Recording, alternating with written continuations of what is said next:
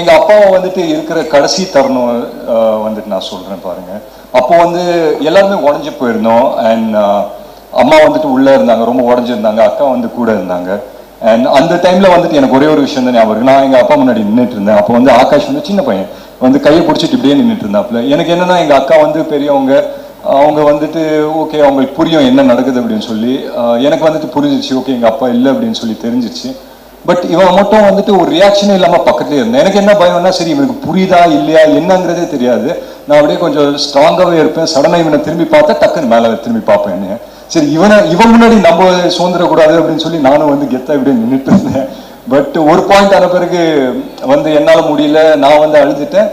அப்போ வந்து இவன் பக்கத்தில் நின்றுட்டு என்னை பிடிச்சி சொல்கிறாப்புல, இந்த மாதிரி நல்லா பார்த்துக்கலாம், நான் ஒன்றும் பிரச்சனை இல்லை அப்படின்னு. ஸோ எங்கள் அப்பாவுக்கு என்ன அன்பு ஆதரவு கொடுத்தீங்களோ, எனக்கு என்ன அன்பு ஆதரவு கொடுத்தீங்களோ, ஒரு படி மேலே என் தம்பிக்கு கொடுக்கணும்னு ரொம்ப ரொம்ப ஹம்பிளாக நான் ரிக்வெஸ்ட் பண்ணிக்கிறேன்.